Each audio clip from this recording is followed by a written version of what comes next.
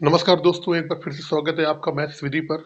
आज percentage RS. Agarwal book से 75 question तक मैंने करवा दिए। उसके आगे के क्वेश्चनों पे चलता हूं मैं। Question number 76। अमन का खर्च विमल के खर्च से 30% अधिक है तथा विमल का खर्च रमन के खर्च से 10% कम है। यदि तीनों के खर्च का योग 6447 है तो अमन का खर्च कितना है बताना है। देखो, अमन, विमल, रमन। क्वेश्चन नंबर 76 हमने लिख लिया अमन, विमल और रमन। कह रहा अमन का खर्च विमल के खर्च से 30% अधिक है तथा विमल का खर्च रमन के खर्च से 10% कम है। विमल का खर्च रमन के खर्च से 10% कम है। अगर हमने रमन का खर्च यहाँ पे मान लिया 100 है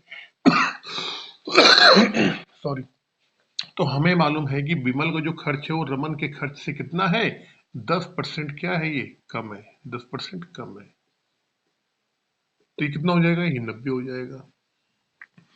अब ये कह रहा है, अब पहली वाली लाइन पे आओ आप, कि जो अमन का खर्च है वो विमल के खर्च से 30% अधिक है। अगर विमल का 90 है तो अमन का क्या होगा, 90 का 130% निकाल लो भाई। 90 का 130% कर लो यहाँ पे। अब एक काम करो, आप इसको इन तीनों को रेशियो में ले लो आप, क्योंकि इन तीनों को जोड़ दिया गया है। तो रेशियो के लिए क्या करना पड़ेगा, यो दो जीरो से जीरो कट जाएगा, 13 नवैया 117, ये आ जाएगा 90 और ये आ जाएगा 100। हमें अमन, विमल और रमन के खर्च का अनुपात मिल गया है। अगर ये 100 रुपया खर्च करेगा तो ये 90 खर्च करेगा, तो ये कितना करिएगा, 117 रुपए। अब ये कटेगा नहीं हमारा, तो कोई नहीं है, इसको ऐसे रखते हैं। कह रहा है कि तीनों का योग कितना दिया है, 6447। तो हम जोड़ लेते हैं, हमारे जोड़ने में कितना आएगा, जोड़ दो आप, 190 और 117, 7, 10, 3। अगर हम इन तीनों को जोड़ेंगे तो इनका योग कितना आ रहा है, 307। हमारे अनुसार इन तीनों का योग, जो खर्च का योग है, 307 आ रहा है। क्वेश्चन में इस 307 की वैल्यू जो है वो दी है कितनी, 6447। इसकी वैल्यू जी है वो है 6447। अब क्वेश्चन में क्या पूछा गया है, अमन का खर्च पूछा गया। अमन कितना आ रहा था, अमन का आ रहा था 117। तो हमें 307 की वैल्यू दी गई है, 117 का मान निकालना है। 117 का निकाल लो यहाँ पे, क्या आ जाएगा,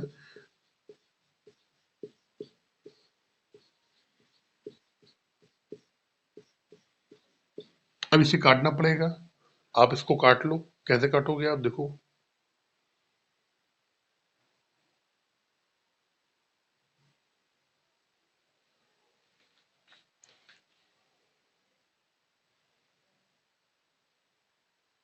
इसका भाग इसमें दो, तो पहली जाएगा, 2 बार जाएगा, ये देखना कितना, देख लो आप।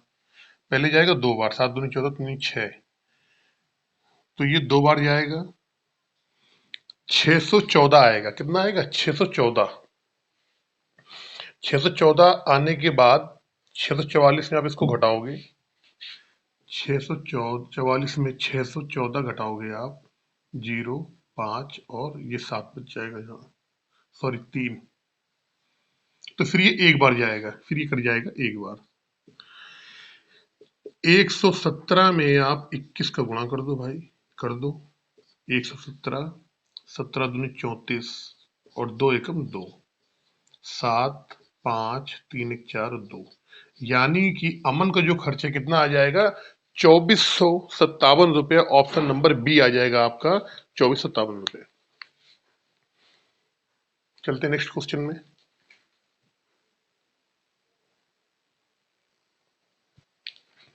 Question number 77। पेट्रोल के मूल्य में 10% की कमी होने पर एक उपभोक्ता को पेट्रोल की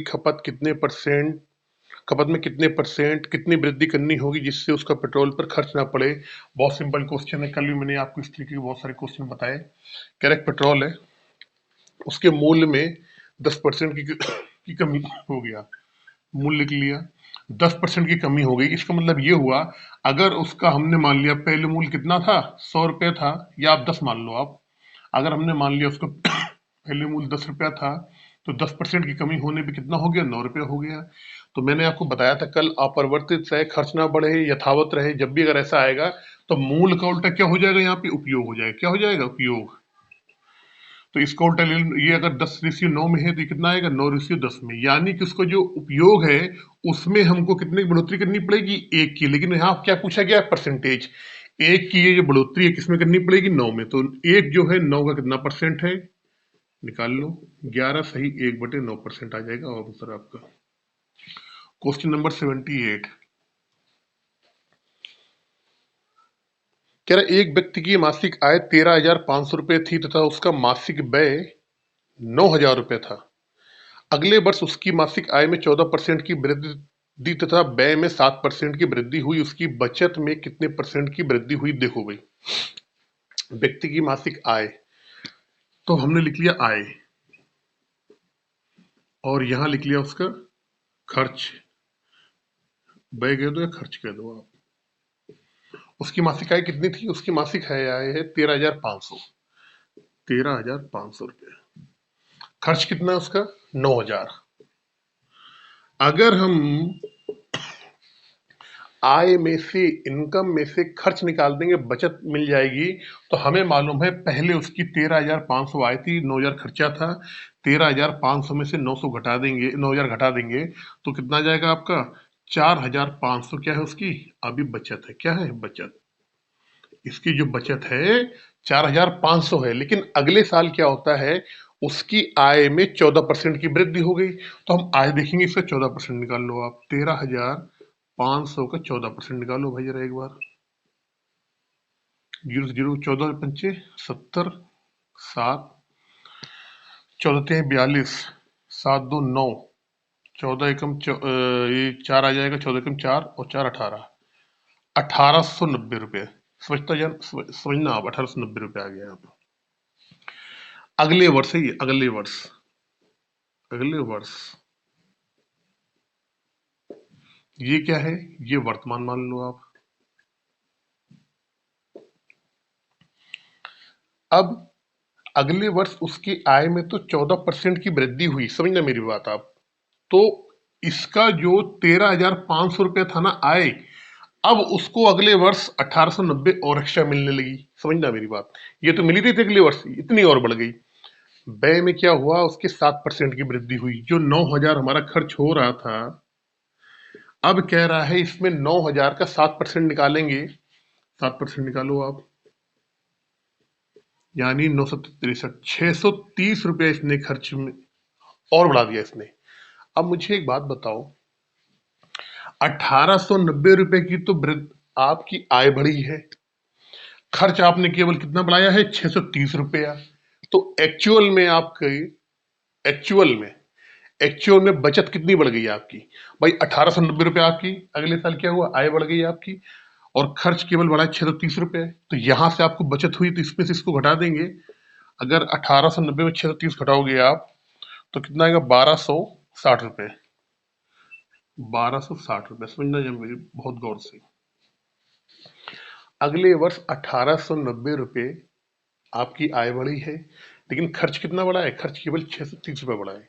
तो आपको ये मालूम पड़ गया कि अगले साल आपको जो आपकी बचत हो रही थी, उस बचत से भी 1,260 रुपये ज्यादा बचत होने लगेगी। यही परसेंटेज में पूछा है। मुझे मालूम पड़ गया पिछले साल की तुलना से अगले साल 1,260 रुपये आप ज्यादा बचाओगे, लेकिन वो परसेंटेज पूछ रहा है, परसेंटेज पूछ रहा है।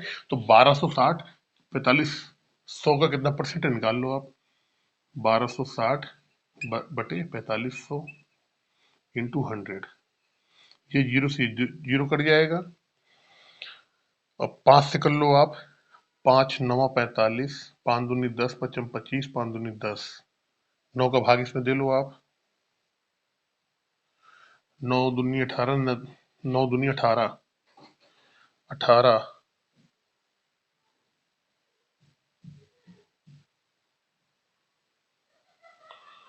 15 में से 8 जाएगा, 7 9 8 72, यानी कि 28% जो है उसकी क्या है, बचत जो है बढ़ जाएगी। क्वेश्चन नंबर 79 में चलते हैं जल्दी से। कह रहा है किसी बाल्टी में 66 से 2/3% भरी होने की तुलना में 80% भरी होने पर 2 लीटर पानी अधिक आता है। अब मुझे एक बात बताओ, 66 सही 2/3% की अगर हम फ्रैक्शन वैल्यू निकालना चाहें तो कैसे निकालेंगे? मैंने आपको जब बेसिक पढ़ाया था उसमें मैंने आपको सारी चीजें बताई थी कि किस तरीके से हम इसको परसेंटेज को फ्रैक्शन में चेंज कर सकते हैं। देखो मैं बता रहा हूँ फिर। हमने क्या करा, 2 यहाँ से कॉमन ले लिया, अंदर बचेगा 33 सही 1/3%। आपको मालूम है 33 सही 1/3% की जो फ्रैक्शन वैल्यू होती है वो होती है 1/3, यानी क्या आ गया 2/3। 66 से कितनी आ गई, 2/3 आ गई। फिर पूछ रहा 80%, 80% की फ्रैक्शन वैल्यू निकाल लो आप। दो सॉरी 4 और 20%। 20% कितनी होती है, 1/5। क्या होती है, 1/5। तो कितना आ जाएगा, 4/5। अब मेरी बात समझो, वो कह रहा है 66 सही 20% जब भरी थी, उसके बाद जब 80% बाल्टी भरी थी, तो इन दोनों का डिफरेंस उसने दे दिया, 2 लीटर पानी अधिक आता है। 66 सही 2/3% के बाद जब 80% बाल्टी भरी हो जाती है तो 2 लीटर पानी अधिक आता है, यानी इन दोनों का डिफरेंस 66 से 2/3 और 80% का जो डिफरेंस है, यही किसके बराबर है, 2 लीटर के बराबर है।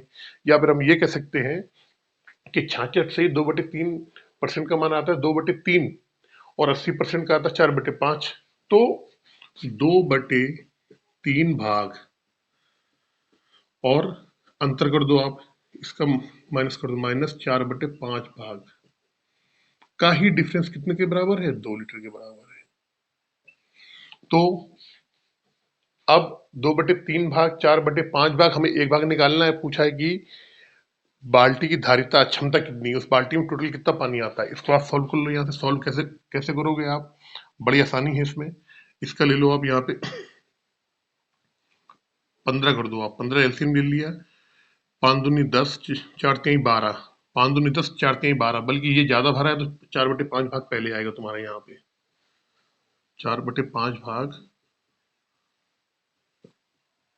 -2/3 भाग, यह आ जाएगा 4 तिहाई 12, 5 दूनी 10, यानी 1/15 भाग बराबर कितने के हो गया, 2 लीटर के। तो एक भाग बराबर कितने के आएगा, 15 दूनी 30 लीटर की। यही क्या हो जाएगी, बाल्टी की टोटल क्षमता हो जाएगी। चलते हैं क्वेश्चन नंबर 80 की तरफ जल्दी से। क्वेश्चन नंबर 80,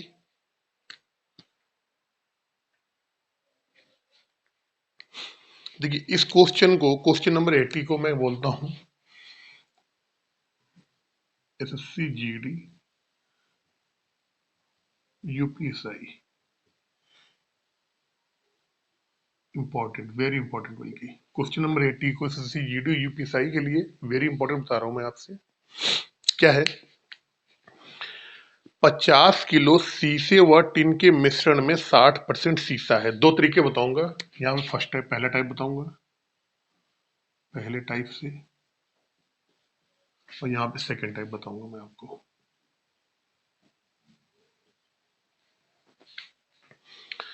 50 किलो शीशा और टिन का एक मिश्रण है, 60% शीशा है। देखो भाई, 50 का अगर हम 60% निकालेंगे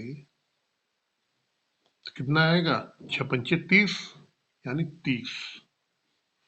तो हमें ये मालूम पड़ गया 50 किलो का मिश्रण है, उसमें 30% क्या है, उसमें शीशा है।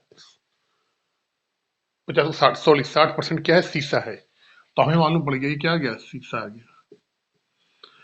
टोटल मिश्रण जो है 50 है, उसमें 30 अगर शीशा है तो बाकी कितना बचा, बाकी कितना बचा, 20 बचा। तो ये क्या है, टिन है आपका। टिन कितना है, 20 है। अब वो ये कह रहा है इस मिश्रण में कितना शीशा मिलाने पर बने मिश्रण में 75% शीशा हो जाएगा। ये कह रहा है कि टिन को नहीं छेड़ना है, जो टिन था वो उतना ही रहेगा, शीशा मिलाना है। अब मिश्रण में क्या मिलाना है? शीशा मिलाना है। टिन अगर यहाँ पे 20 किलो, अगर 20 किलो यहाँ पे टिन था, तो ये टिन जो है अगले वाले मिश्रण में ही 20 किलो टिन ही रहेगा, इससे कोई छेड़खानी नहीं करना है। अब मुझे बताओ, जब इसमें इसने शीशा मिलाया, जब शीशा मिला दिया, तब क्या हुआ कि 75% शीशा हो गया। जब ये नई धातु बनाई इसने यहां पर, जब इसना नई मिश्रण जब बनाया इसने, तो उसमें कह रहा है कि 75% क्या हुआ? शीशा हुआ। तो ये बताओ, अगर 75% शीशा है, समझना मेरी बात, तो 25% क्या होगा? आपको 25% क्या होगा? टिन होगा। आपको मालूम है टिन मिलाया नहीं है। टिन अगर 20 किलो था पहले, तो उस 25% अब 3 हो जाएगा। जब 75 शीशा है, जब 75 शीशा है तो टिन कितना होगा? 25% होगा। तो हमें मालूम है इस 25% की जो वैल्यू है किसके बराबर होगी? इस 20 के बराबर होगी, क्योंकि हमारा जो टिन है उसको नहीं मिलाया गया है। अगर 25% बराबर 20 किलो के, तो पूरा मिश्रण क्या हो जाएगा? 100% निकाल लो आप। क्या होगा? 20/25 इंटू 100, 25 चौको 100, यानी कि क्या हो गया? 80 किलो। अब मुझे एक बात बताओ, पहले पहले जो आपका मिश्रण था वो कितना था टोटल? 50 किलो था। अब कितना आ रहा है? अब 80 किलो आ रहा है। ऐसा क्यों हुआ है? ऐसा इस वजह से हुआ है कि आपने देखा पहले 50 किलो का पूरा मिश्रण था, अब 80 किलो का मिश्रण आ रहा है। क्यों हुआ है? क्योंकि इसमें क्या हुआ है, आपने इसमें शीशा मिलाया। शीशा कितना मिलाया है? 80 में से क्या करो, 50 घटा दो, कितना आएगा? 30। ये 30 किलो ही शीशा आपने क्या मिलाया है उसमें? शीशा आपने मिलाया है। तो ये तो हो गया आपका पहला तरीका। अब इस क्वेश्चन का जरा देख लो दूसरा तरीका। अगर ऐसे आपको समझ में नहीं आ रहा है तो दूसरे तरीके से आप देख लो। कह रहा है कि शीशा और टिन, आपने लिख लिया यहाँ पे शीशा और टिन। पहले वाला जो इसका मिश्रण था उसमें क्या है? 60% शीशा है। तो अगर ये बताओ, अगर शीशा शीशा 60% होगा, तो 40% क्या होगा? टिन होगा यहाँ पे। अगर शीशा 60% होगा, तो बाकी कितना बचा? 100। हर चीज 100% होती है, तो 40% क्या होगा? टिन होगा।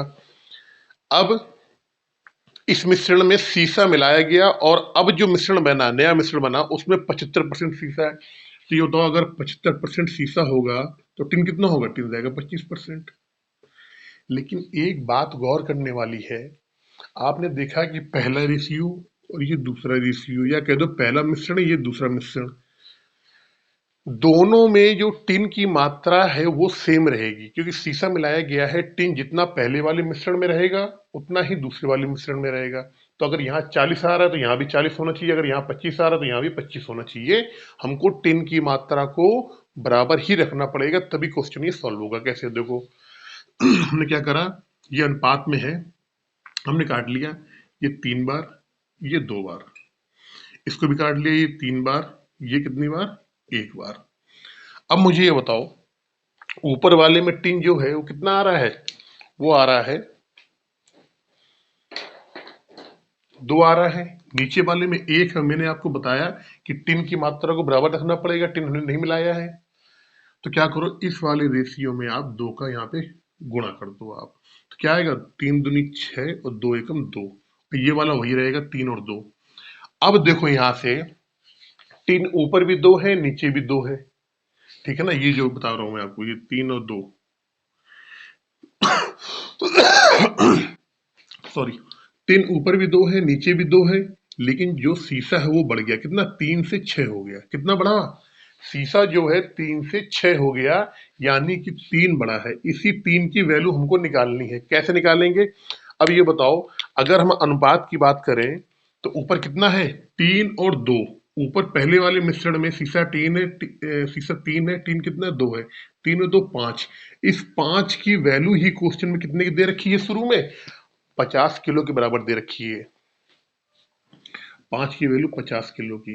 और हमसे पूछा क्या गया है? कितना बढ़ाया आपने? 3 में से 6 करा है, मतलब 3 निकालना है आपको। 5 बराबर 50 के, तो 3 बराबर 30 किलो के।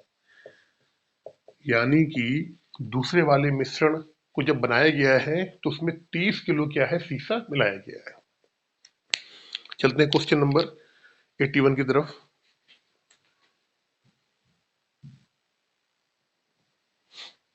81, यदि 7% लवण वाले 12 लीटर घोल को उबालकर 4 लीटर पानी को वाष्पित कर दिया जाए तो शेष बचे घोल में लवण का प्रतिशत कितना होगा। देखो कह रहा 12 लीटर का एक घोल है और इसमें क्या है, लवण कितना है, 7% है, तो 12 का 7% निकाल लो आप। लवण लिख लिया यहाँ पे, लवण तो कितना आ जाएगा आपका, 1284 और बटे 20 यानी 0.84 आ गया। 12 लीटर घोल में 0.84 लवण है, परसेंट लवण है। 12 लीटर वाले घोल में 7% लवण है तो 0.84 हमने मान लिया लवण है इसमें। अब वो कह रहा है कि आपने क्या करा, इस मिश्रण को वाष्पित कर दिया, यानी कि इसमें से आपने पानी निकाल दिया। जब पानी आपने निकाला तो कितना निकाल दिया आपने पानी, 4 लीटर पानी निकाल दिया। तो अब पूछ रहा है शेष मिश्रण में लवण का परसेंटेज क्या होगा। तो 12 में से क्या करा आपने, 4 निकाल दिया, यानी क्या है, मिश्रण कितना बचा, अब जो मिश्रण है कितना बचा, वो 8 लीटर बचा। अब ये कह रहा है ये जो 0.84 लवण जो है वो 8 लीटर में, उसका परसेंटेज क्या होगा, निकाल लो।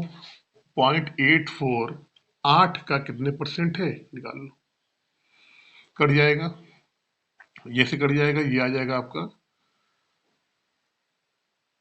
4 से कर लो, 4 दूनी 8, 4 दूनी 8, 4 एकम 4, यानी कि 21 का आधा कितना होता है, 21 का आधा होता है 10.5, तो 10.5% क्या हो जाएगा आपका, लवण आ जाएगा, ये आ जाएगा आपका आंसर।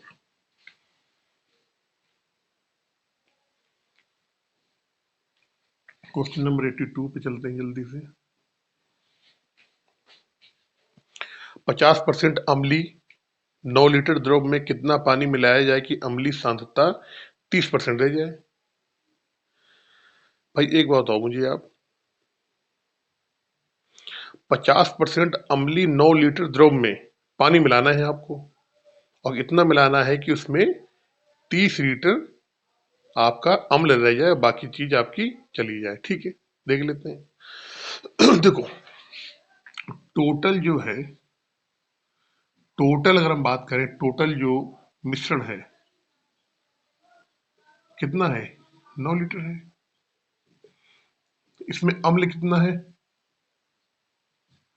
अम्ल कह रहा 50%, यानी 50% का मतलब क्या होता है, आधा। अगर टोटल 9 लीटर है तो अम्ल कितना है, 50% इसका 9 लीटर का, तो कितना हो जाएगा, 4.5 लीटर हो जाएगा। 4.5 लीटर ही अम्ल है और पानी भी क्या है, पानी भी इसमें आधा ही है, तो क्या आएगा, 4.5 लीटर ही पानी आ जाएगा इसमें। अब ये कह रहा है क्वेश्चन में, द्रव में पानी कितना मिलाया जाए, पानी मिलाया जा रहा है। अम्ल अगर पहले वाले में 4.5 लीटर था तो अब भी वो 4.5 लीटर ही अम्ल रहेगा। पानी मिलाया जा रहा है इसमें कि अम्ल कि अम्ल जो है वो 30% रह जाए। तो आपको मालूम है पानी मिलाया गया है, अम्ल 4.5 लीटर था, तो वो उतना ही रहेगा। अब ये कह रहे जो नया मिश्रण बन के आया ना, तो ये 4.5 जो है ये 30% हो गया। उसमें लिखा हुआ है देखो आप, 30% हो गया, तो 30% बराबर कितने के, 4.5 के। तो 100% निकाल लो आप, कितना आ जाएगा, 4.5 अपॉन 30 इंटू, ये 0 से 0 कट जाएगा, यानी 15 लीटर। समझना मेरी बात, पहले मिश्रण कितना था, 9 लीटर था, अब कितना हो गया, 15 हो गया, यानी कि 6 लीटर क्या होगा, उसमें पानी और मिलाया गया होगा, और यही 6 लीटर क्या है आपका आंसर होगा। नोट कर ले जल्दी से आप इसे।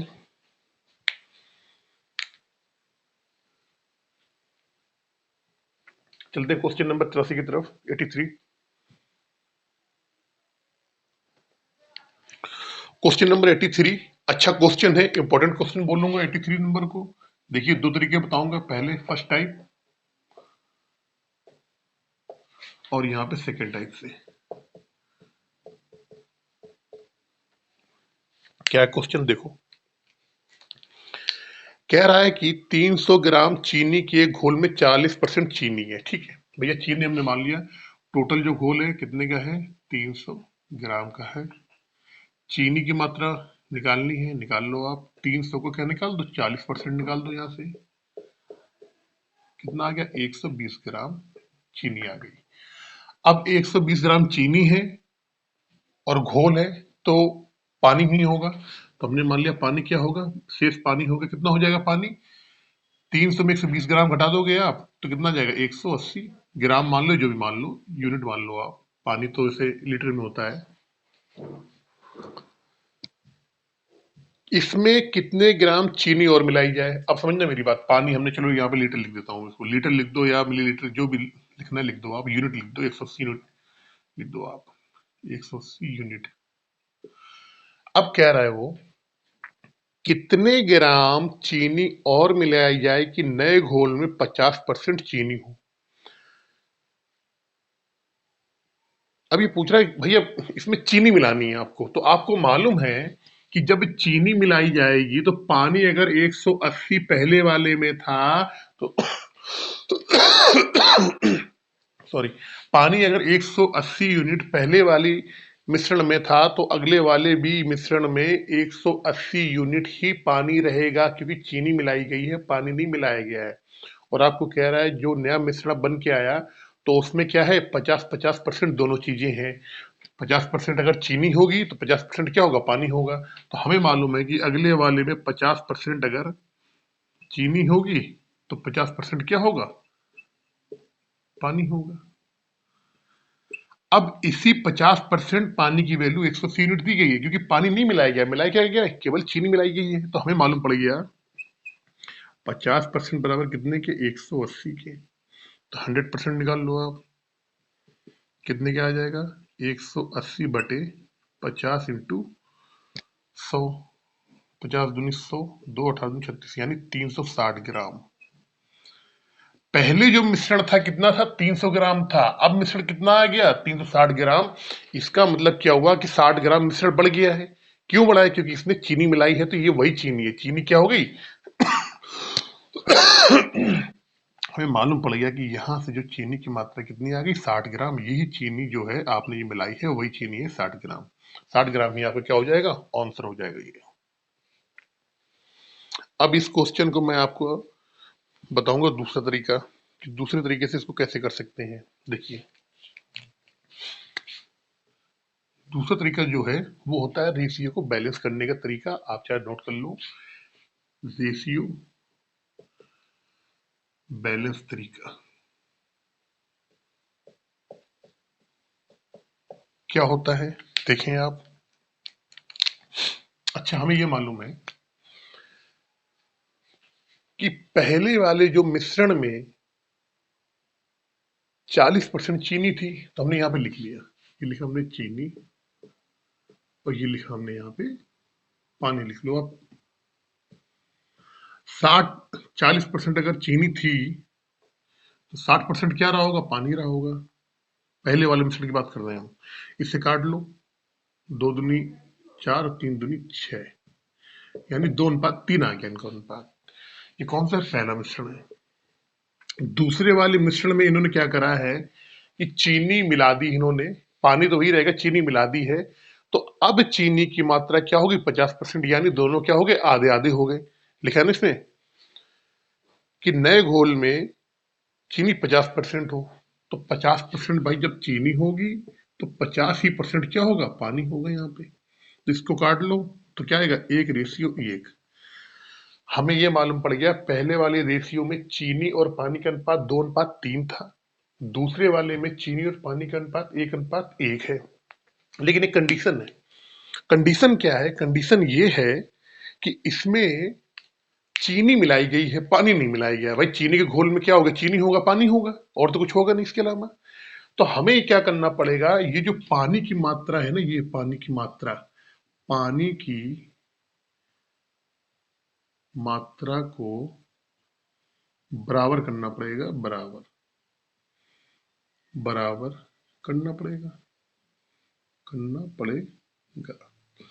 ऊपर वाले में पानी 3 है, नीचे वाले में पानी 1 है। इसका मतलब ये हुआ कि यहाँ पे हमको 3 का गुणा करेंगे। जब 3 का गुणा करेंगे तो दोनों रेशियो में होगा 3:3।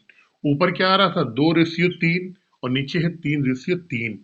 अब हमने देखा कि ऊपर वाले में पानी 3 है, नीचे वाले में पानी 3 है, लेकिन चीनी यहाँ से कितनी बढ़ गई, चीनी 2 से 3 हो गई, यानी 1 बढ़ गई। इसी 1 की वैल्यू निकालना है हमको।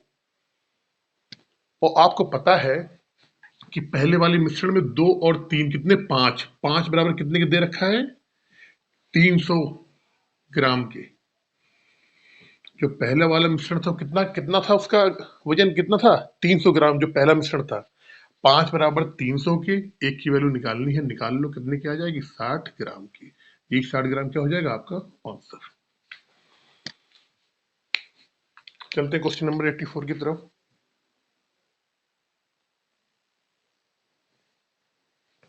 क्वेश्चन नंबर 84, 3 लीटर चीनी के घोल में 40% चीनी है। इस घोल में 1 लीटर पानी मिलाए जाने पर नए घोल में कितने परसेंट चीनी होगी। ठीक है भाई, 3 लीटर का मिश्रण है, 40% चीनी है, तो चीनी उतनी ही रहेगी क्योंकि पानी मिलाया है। तो बाद में क्या हुआ, 1 लीटर पानी और मिला दिया, यानी हमें क्या करना है कि अब 4 लीटर में चीनी की प्रतिशत मात्रा बतलानी है। दो बहुत बढ़िया क्वेश्चन है भाई। 3 लीटर पूरा है घोल, इसमें क्या है 40% चीनी है, तो हमने निकाल लिया चीनी की। चीनी क्या है, 3 का निकाल लो 40%, 1.2, 1.2 ग्राम मान लो आप, किलो मान लो, कुछ भी मान लो आप। हमें ये मालूम पड़ गया कि चीनी की जो मात्रा है, किलो मान लो आप, जो भी मानना, यूनिट मान लो, जो भी मान लो, कि 1.2 जो है इसमें चीनी है। अब वो ये कह रहा है कि क्या करा कि पानी 1 लीटर और मिला दिया। तो भैया ये बताओ अब पानी कितना हो जाएगा, अब टोटल पानी क्या हो जाएगा। अब टोटल सॉरी पानी नहीं, क्या कह रहा है, अब घोल क्या हो, इस घोल में 1 लीटर पानी और मिलाए जाने पर नया घोल। अब नया घोल की कुल मात्रा कितनी हो जाएगी। भाई पहले 3 था और 3 में 1 लीटर उसने पानी और मिला दिया, तो कितना हो गया, 3 में 1 प्लस 4। कह रहा है नया घोल जो 4 है, अब इस 4 में ही ये बताना है कि चीनी की मात्रा कितने परसेंट है, निकाल लो। 1.2 4 का कितने परसेंट है, 25 चौको 100 होता है। ऐसा ना करो, ऐसे कर लो, ऐसे लंबा हो जाएगा थोड़ा सा, 100 रखो, 4×3 12.3,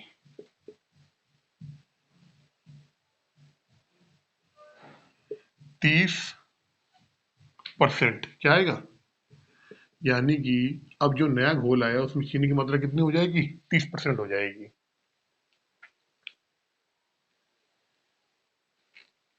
क्वेश्चन नंबर 85 की तरफ।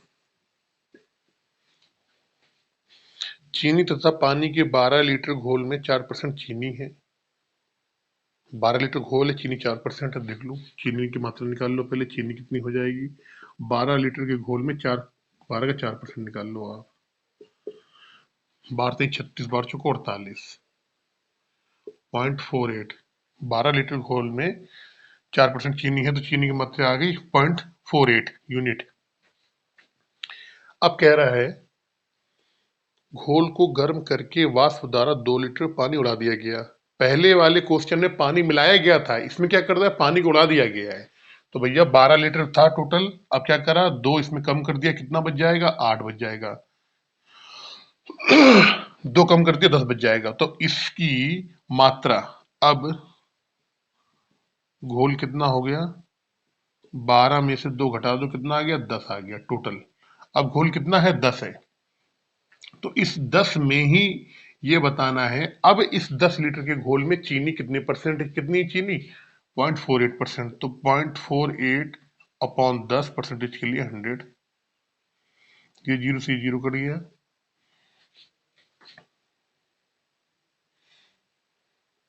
4.8% चीनी।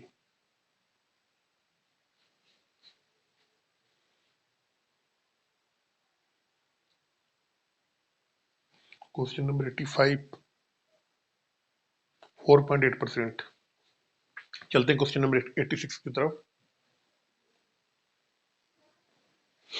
देखिए ये क्वेश्चन नंबर 84, 85, 86 ये बिल्कुल सेम टू सेम क्वेश्चन है, कुछ इसमें डिफरेंट नहीं है, बिल्कुल सेम टू सेम है। क्वेश्चन नंबर 86 देखो, कह रहा है 40% का एल्कोहल है।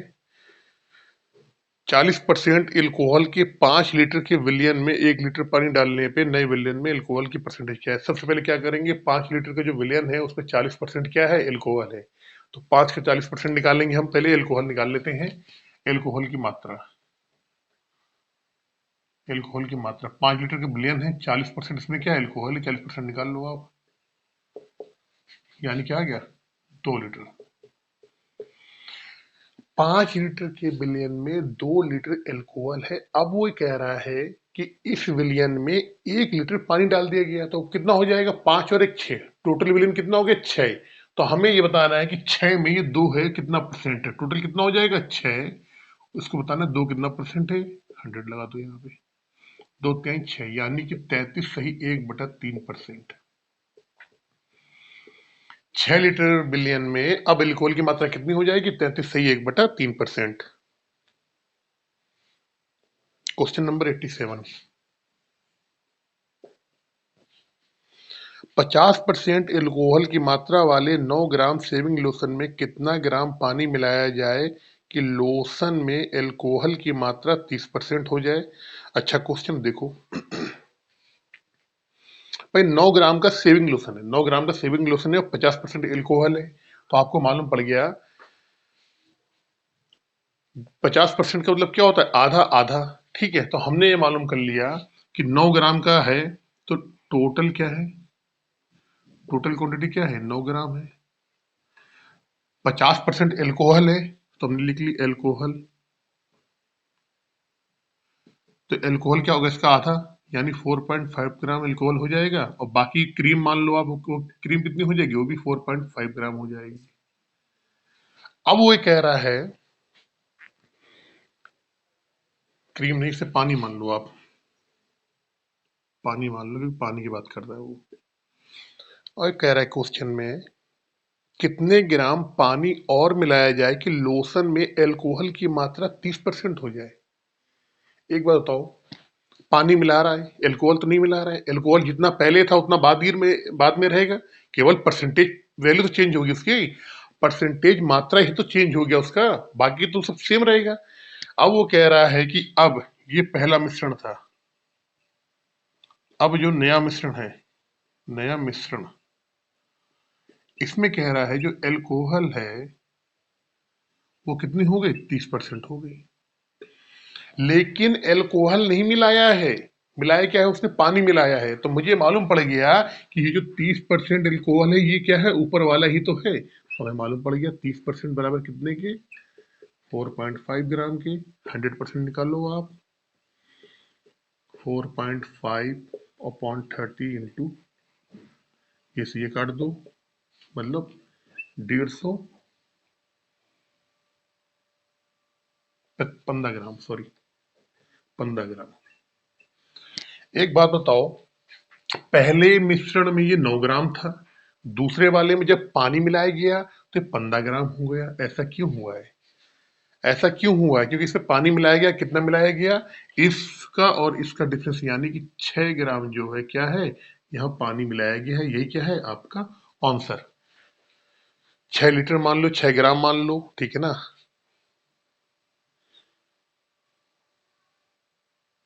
6 ग्राम इसमें पानी मिलाया जाएगा, ये हो जाएगा आपका आंसर। दूसरा तरीका बता देता हूँ यहाँ पे, जो मैंने अभी आप हर क्वेश्चन में आपको बताया मैंने, वो क्या है, रेशियो, क्या है, रेशियो को, रेशियो से बोल लो आप, रेशियो मेथड।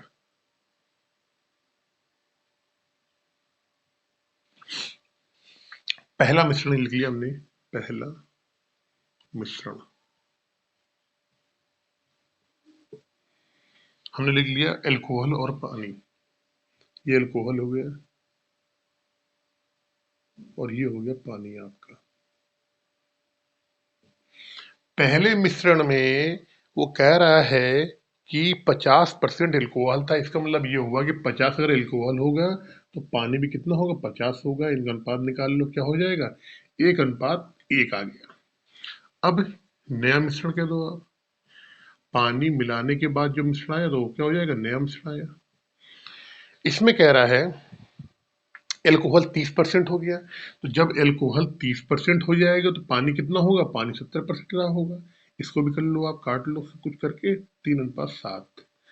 लेकिन एक गौर देने वाली बात यह है, एल्कोहल नहीं मिलाया उसने। एल्कोहल तो जितना पहले था उतना दूसरे वाले मिश्रण में है, पानी मिलाया गया है। तो हमने देखा भैया पहले वाले मिश्रण में अल्कोहल 1 आ रहा है, नए वाले मिश्रण में अल्कोहल कितना आ रहा है, 3 आ रहा है। इसका मतलब क्या हुआ कि हमको दोनों में मात्रा बराबर करनी पड़ेगी। तो एक काम करो आप, सबसे अच्छा तरीका कि आप पहले वाले मिश्रण में 3 का गुणा कर दो। इस वाले मिश्रण में हमने यहाँ पे 3 का गुणा कर दिया, तब 3 का गुणा करोगे कितना हो जाएगा, ये हो जाएगा 3, और ये भी क्या हो जाएगा, 3 हो जाएगा। अब आपने ये देखा पहले वाले मिश्रण में क्या है, 3 एल्कोहल है 3 पानी है। ये दूसरे वाले में क्या है, 3 एल्कोहल है और 7 पानी है। तो आपने देखा एल्कोहल एल्कोहल दोनों में बराबर है, ठीक है, होना भी चाहिए। पानी 3 से 7 हुआ, कितना बढ़ गया ये पानी, आपने कहा 4। इसी 4 की वैल्यू हमको निकालनी है, लेकिन कैसे निकालेंगे, पहले वाले मिश्रण में 3 एल्कोहल 3 पानी, 3 और 3 कितना, वो 6। इस 6 की वैल्यू कितने के बराबर दी गई है आपको, कितना है, 9 ग्राम सेविंग लोशन, 9 ग्राम। 6 बराबर 9 की वैल्यू कितनी निकालनी, 4 की। तो 4 की निकाल लो आप, 9/6 इंटू 4। 3 दूनी 6, 2 दूनी 4, 3 त्रिको 9, 9 दूनी 3 दूनी 6, 3 त्रिका 9, 3 दूनी 6, 6 ग्राम। ये 6 ग्राम क्या होगा, आपका आंसर हो जाएगा। इतना पानी मिलाया गया।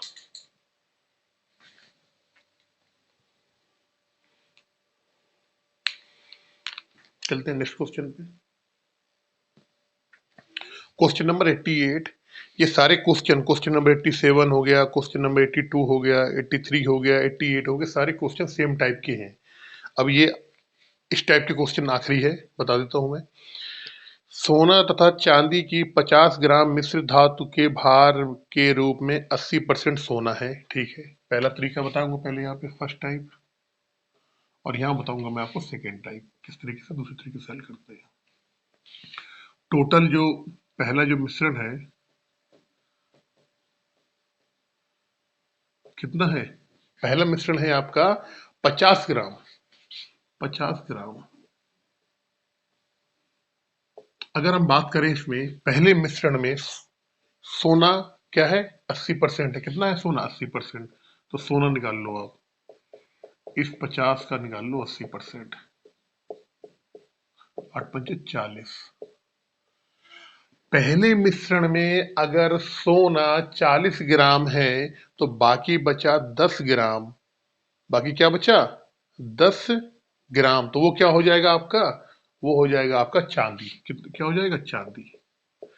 चांदी कितना होगा, 10 ग्राम होगा। और टोटल जो इसका मिश्रण है वो है 50 ग्राम। 50 ग्राम में 80% क्या है, सोना है। 50 का 80% निकाल ले, कितना है, 40 ग्राम आ गया। अगर 40 ग्राम सोना है तो बाकी 10 ग्राम बचा, क्योंकि टोटल कितना है, 50 ग्राम में, तो क्या आ गया, चांदी आ गया। अब कह रहा है कि नए वाले मिश्रण में कितना सोना और मिलाया जाए। जब सोना मिलाया जाएगा तो चांदी पहले वाले में 10 ग्राम था और दूसरे वाले में भी 10 ग्राम ही रहेगा, कि मिश्र धातु में 95% सोना हो जाए। अब नया मिश्रण, नए मिश्रण, मुझे एक बात बताओ, सोना कह रहा है, सोना कितना है, 95%। सोना अगर 95% है तो चांदी क्या होगी, चांदी कितनी होगी, 5% होगी। इस 5% की वैल्यू ही 10 ग्राम के बराबर है, क्योंकि चांदी नहीं मिलाया गया। क्या मिलाया गया, सोना मिलाया गया। तो सोना जितना चांदी पहले वाले में रहेगी उतना ही चांदी दूसरे वाले में रहेगी, यानी कि 5% की जो वैल्यू है कितने के बराबर है, 10 ग्राम के बराबर है। 100% की वैल्यू निकाल लो जरा एक बार कुल मिश्रण की। तो 10/5 इंटू 100 कितना आ गया, 200 ग्राम। अब मुझे एक बात बताओ, पहले मिश्रण था 50 ग्राम, अब मिश्रण आ गया 200 ग्राम। ऐसा क्यों हुआ है? ऐसा इस वजह से हुआ है कि दूसरे वाले मिश्रण में सोना मिलाया गया है। 50 से चीज 200 ग्राम हो गई, कितना बढ़ गया? 150 ग्राम। तो सोना की मात्रा क्या आ जाएगी? यही सोना की मात्रा आ जाएगी। सोने की अगर मात्रा पूछी जाए तो क्या हो जाएगा? 200 ग्राम में से 50 ग्राम आप घटा दो तो मालूम पड़ गया कि 150 ग्राम क्या किया गया है? सोना मिलाया गया है। ये क्या होगा आपका आंसर।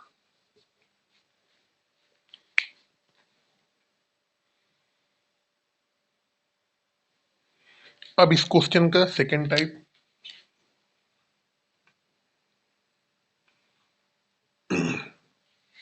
रेशियो, इसको बोलते हैं रेशियो मेथड।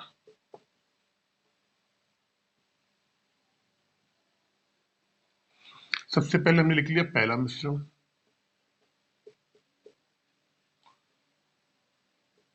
यहां लिख लिया हमने सोना और यहां लिख लिया हमने चांदी।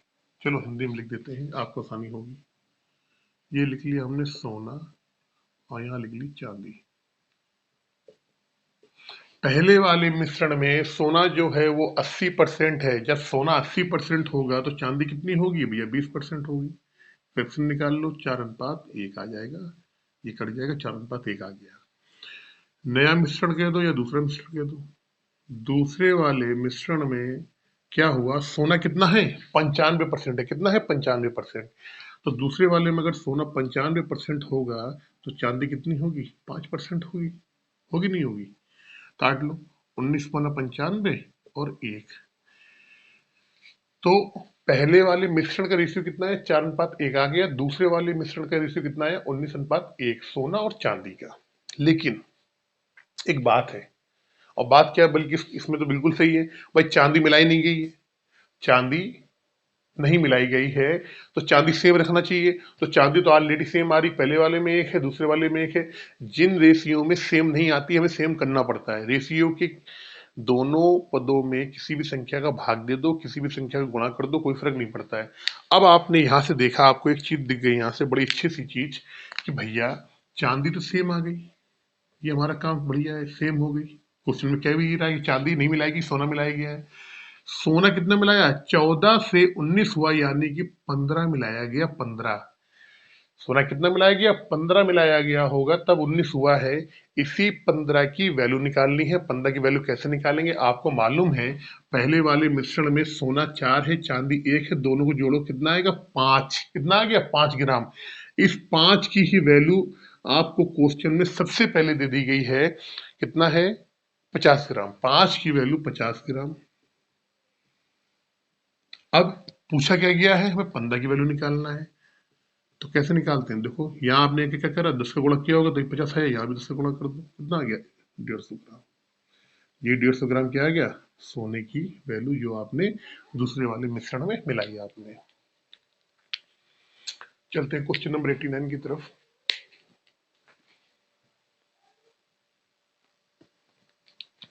देखिए क्वेश्चन नंबर 89 के मैं आपको दो तरीके बताऊंगा करने के। आपको जैसे सही लगे वैसे आप देख लो, ठीक है ना। पहला 89 में पहला बताऊंगा मैं शॉर्ट ट्रिक, और दूसरे वाले में बताऊंगा मैं कॉन्सेप्ट। देखिए शॉर्ट ट्रिक क्या है। सेब के मूल्य में 25% कमी होने पर एक ग्राहक को 240 रुपए में 2 किलो अधिक सेब मिलते हैं। घटा हुआ मूल्य प्रति किग्रा कितना है? देखो मुझे एक बार बताओ, आप पहले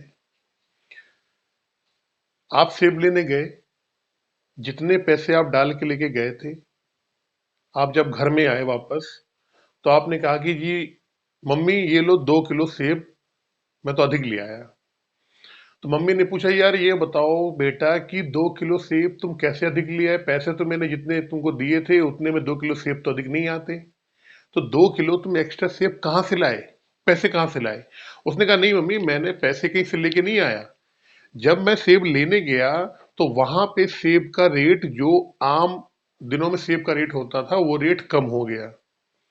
तो उसी रेट की कम होने की वजह से मुझे 2 किलो सेब अधिक मिला है। तो मम्मी ने पूछा भाई ये बताओ सेब का जो रेट चल रहा था कितना कम हो गया? तो तुमने बोला कि मम्मी 25% सेब का रेट कम हो गया, इस वजह से मुझे 2 किलो सेब जो है ज्यादा मिल गया। उतने ही पैसों में जितने आपने मुझे पैसे दिए थे, उतने पैसों में ही मैं 2 किलो सेब ज्यादा ले आया। क्यों ले आया? क्योंकि 25% क्या है, सेब का रेट डाउन हो गया। तो इसका मतलब ये हुआ, हम कह सकते हैं कि 25% बराबर में क्या हो रहा है यहाँ पे, 2 किलो सेब आपको अधिक मिल गए। जब 25% रेट डाउन हुआ, उसी रेट डाउन होने की वजह से ही आपको 2 किलो सेब अधिक मिल गए। तो हम ये निकाल सकते हैं कि अब अगर हम 100% निकालेंगे, निकालो जरा एक बार, 25% में 2 किलो सेब अगर अधिक मिल रहे हैं तो 100% में कितने मिलेंगे आपको? दो 2 किलो अधिक नहीं मिल रहे हैं। 25% बराबर 2 किलो की, तो 100% निकाल लो, 2/25 इंटू 100, 25 चौको 100, 4 दूनी 8, यानी कि 8 केजी सेब। अब आपको 8 केजी सेब मिल रहा है। क्या मिल रहा है? 8 केजी सेब। कितने रुपए में? 240 रुपए में। तो आपने कहा जी 8 केजी सेब का जो रेट है कितना है? 240 रुपए है। तो 1 केजी सेब की कीमत क्या हो जाएगी? आपने कहा 240 में 8 का भाग दे दो, कितना आया? 30 रुपए किलो। अब जो हो 1 किलो सेब की कीमत है वो कितनी है? 30 रुपए किलो है। यही पूछा गया था कि घटा हुआ मूल्य क्या होगा इसका। अब देखो जरा, फिर मैं बताऊंगा आपको, ये भी बताऊंगा मैं आपको रेशियो से ही। इसका जो दूसरा कॉन्सेप्ट है वो है रेशियो से। रेशियो मेथड ही कह लो उसको आप। देखो,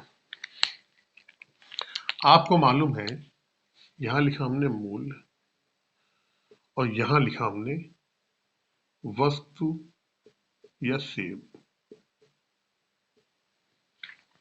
सेब के मूल्य में 25% की कमी आ गई, ठीक है। तो आप कह दो ये पुराना मूल्य कह दो, यहां पुराना और नया। अगर पुराना मूल्य हमारा 100 रुपए रहा होगा तो 25% की कमी आ गई, यानी नया मूल्य कितना रहा होगा? 75% रहा होगा। तो 100/75 काट लो, 25 चौको 100, 25×3 = 75, यानी 4/3 आ गया यहाँ पे आपका मूल्य। जब मूल्य 4 से 3 हुआ है, समझना मेरी बात, मैंने आपको पहले ही बताया है, जब मूल्य 4 से 3 हुआ है तो वस्तुएं क्या हो जाएंगी? 3 से 4 हो जाएंगी। यानी कि मूल्य कम होने पर वस्तुएं क्या होती हैं? बढ़ जाती हैं। पहले अगर 3 सेब मिल रहे थे, अब कितने मिलेंगे? 4 सेब मिलेंगे। अब वो क्या कह रहा है कि सेब 2 किलो ज्यादा लेके आया है। कितना लेके आया है ज्यादा? 2 किलो। यहां पे हमने देखा भैया पहले 3 किलो सेब मिल रहा था, अब 4 किलो सेब मिल रहा है। कितना अंतर आ रहा है? 1 का अंतर। इसी 1 की वैल्यू कितने के बराबर है? 2 केजी के बराबर है। अगर 1 की वैल्यू 2 केजी के बराबर है तो 4 की कितने की आ जाएगी? 8 केजी की। तो यहां लिख लिया, कितना हो गया? ये 8 किलो हो गया। और ये कितना हो गया? 3 दूनी 6 किलो। इसका मतलब ये हुआ कि अब कितना मिल रहा है? 8 किलो मिल रहा है सेब। अब कितना मिल रहा है? 8 किलो। पहले कितना मिल रहा था? 6 किलो मिल रहा था। अब 8 किलो सेब मिलेगा कितने रुपए में? 240 रुपए में। कितने में? 240 में। तो हमें मालूम पड़ गया कि 8 केजी का जो मूल्य है वो कितना है? 240 है। आपको 1 केजी सेब का मूल्य पूछा गया है, निकाल लो आप। 240 में 8 का भाग दे दो, कितना आ गया? 30 रुपए प्रति किलो आ जाएगा। अगर इसी क्वेश्चन में पूछा जाता घटा हुआ मूल्य बताओ, घटा हुआ मूल्य पूछता, तो अब तो मिल रहा है 8 केजी, पहले कितना मिल रहा था? 6 केजी। पहले कितना मिल रहा था? 240 रुपए में 6 केजी। अगर नहीं सॉरी, ये तो घटा हुआ आ गया। घटा हुआ मूल्य अगर यहां पूछा जाता प्रारंभिक मूल्य, समझना मेरी बात, प्रारंभिक मूल्य, तो क्या कर सकते हैं हम? 6 केजी का रेट क्या था? 240। तो 1 केजी का मूल्य क्या आता? 240 में 6 का भाग दे दो भाई, 40 रुपए प्रति किग्रा। या अगर प्रारंभिक वाला पूछा जाए कभी तो इसका एक तरीका और भी है, वो ये मैं ही बता रहा हूँ। प्रारंभिक वाले मूल का एक बताओ मुझे आप, घटा हुआ मूल कितना आ रहा है? 30 रुपए। कितना आ रहा है? 30 रुपए। यहाँ भी 30 आ रहा था, वहां भी 30 आ रहा था, ठीक है। मैंने इसको रेशियो से बता दिया आपका पहले वाला मूल। अगर आपको ये वाला प्रोसेस फॉलो नहीं करना है, ये वाला, तो आप इसको परसेंटेज से भी, आपको मालूम है जो 30 रुपए आ रहा है ये कितने पे आ रहा है? जब 25% डाउन हो गया है रेट, 25% डाउन हो गया, इसका मतलब क्या हुआ कि 75% की वैल्यू क्या है? 30 रुपए। देखना मेरी बात, हम 100 वाला निकाल लेंगे, पहले वाला 100% बराबर कितने क्या होगा?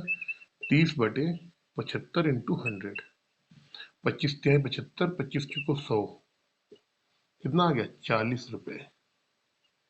जो वहां आ रहा था वही यहाँ आ गया। आप भाई 25% रेट डाउन हो गया, 25% रेट डाउन हो गया, आपने ये मालूम कर लिया कि घटा हुआ मूल्य कितना आ रहा है? 30 रुपए प्रति किलो, ठीक है ना। और ये कब है? ये 25% रेट डाउन होने के बाद। तो रेट क्या होगा? 75% होगा। जब 25% डाउन हो गया है तब 30 रुपए हुआ है, यानी 75% बराबर 30 के 100 के निकाल लो, 40 रुपए के प्रारंभिक मूल्य ये आ जाएगा आपका, और घटा हुआ वाला ये आ जाएगा। चाहे ऐसे कर लो चाहे वैसे कर लो, और भी क्वेश्चन आगे आएंगे और भी आपको अच्छे तरीके से समझ में आएगा। चलते हैं क्वेश्चन नंबर 90 की तरफ।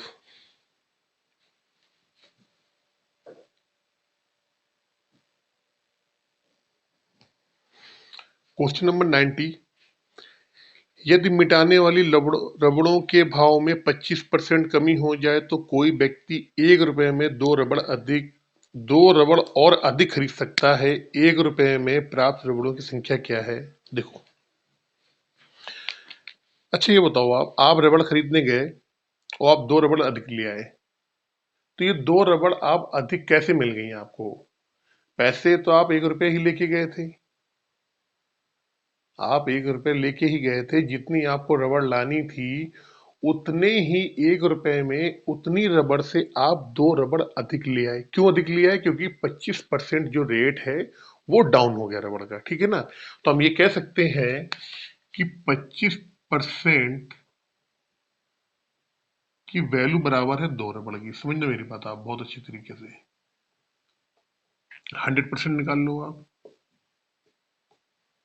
2/25 × 100, 25×100, 4×2 = 8। इसका मतलब ये हो गया, अब जो पहले आप रबड़ ले रहे थे 1 रुपए में, जितनी भी ले रहे हो, लेकिन अब 1 रुपए में कितनी रबड़ मिल रही है आपको? 8 रबड़ मिल रही है। अब आपको 1 रुपए में 8 रबड़ मिल रही है। कब? जब आपका रेट 25% डाउन हो गया है। तो हमसे ये पूछ रहा है कि 1 रुपए में प्राप्त रबड़ों की संख्या कितनी है। तो घटा हुआ इसकी वस्तु की मात्रा नहीं पूछ रहा है, ये पहली वाली मात्रा पूछ रहा है। मुझे एक बात बताओ आप, जब 25% का रेट डाउन हुआ था तो आप कितनी रबड़ अधिक ला रहे थे? 2 रबड़ अधिक ला रहे थे। अब 1 रुपए में आप कितनी रबड़ लेके आ रहे हो? अब 8 रबड़ लेके आ रहे हो। तो मुझे एक बात बताओ, ये जो 8 रबड़ आप लेके आ रहे हो ना, इसमें 2 रबड़ ज्यादा ही तो ला रहे हो आप। इसका मतलब क्या हुआ? पहले कितनी ला रहे थे आप? भाई जब अब आपको मालूम पड़ गया, अब आप 1 रुपए में, अब लिखे दे रहा हूं मैं, अब 1 रुपए में 8 रबड़ मिल रही है, तो पहले 1 रुपए में 8 में से 2 घटा देंगे। जो 2 रबड़ ज्यादा मिल रही थी हमको वो हम घटा देंगे। 8 - 2 = 6 रबड़। तो पहले 1 रुपए में 6 रबड़ मिलती होगी या मिलेगी। ये क्वेश्चन में पूछा गया है, तो 1 रुपए में कितनी रबड़ मिलेगी? घटा हुआ मूल होने के बाद 1 रुपए में 8 रबड़ आ रही थी, और आपको मालूम है क्वेश्चन में लिखा है कि 2 रबड़ आप अधिक अधिक लेके आ रहे थे। इसका मतलब क्या हुआ कि पहले आप 1 रुपए में कितनी रबड़ लेके आ रहे हो? 6 रबड़। यही 6 क्या हो जाएगा? आपका आंसर हो जाएगा। तरीका दूसरा, वही जो सबको मालूम है, रेशियो वाला, बहुत जल्दी से कर लेता हूं। कह रहा है कि 25% की कमी आती है, मूल्य लिख लिया यहाँ पे। मूल्य हमने क्या करा? 25% की कमी करेंगे, ठीक है। इसको 25% कमी कर दिया। पहले अगर हमारा 100 था, अब कितना हो गया? 25 कमी हो गया, 75 हो गया। काट लो, 25 चौको 100, 25 तिया 75। अगर मूल का अनुपात 4:3 है तो रबड़ क्या हो जाएगी? रबड़ क्या होगी? 3 से 4 हो जाएगी। रबड़ कितनी अधिक मिल रही है आपको मालूम है? रबड़ मिल रही 2 अधिक। पहले अगर 3 मिल रही थी, अब 4 मिल रही, अंतर कितना आया? 1 का। 1 बराबर कितने की वैल्यू दी है? 2 रबड़ के बराबर दी है। तो हम ये मालूम कर लेंगे अब कितनी रबड़ मिल रही? 1 बराबर 2 के है, तो 4 बराबर कितने की हो जाएगी? 8 रबड़ के बराबर हो जाएगी। और 3 बराबर 6 रबड़ के। 6 रबड़। आपसे यही पूछा गया है, आपको घटा हुआ नहीं पूछ रहा है कि अब कितने मिलेंगे, ये पूछ रहा है 1 रुपए में कितनी मिलेगी। तो आपको मालूम पड़ गया कि 1 रबड़ में पहले ये हो गया प्रारंभिक और ये है घटा हुआ। तो 1 रबड़ में कितनी आई? 1 की वैल्यू 2 के बराबर है, 3 के बराबर कितनी? 6। तो 6 रबड़ आपको मिल जाएगी। चाहे ऐसे कर लो चाहे वैसे कर लो, आपको आंसर आपका दोनों तरीके से सेम आएगा, 6 रबड़। क्वेश्चन नंबर 91 की तरफ जल्दी से।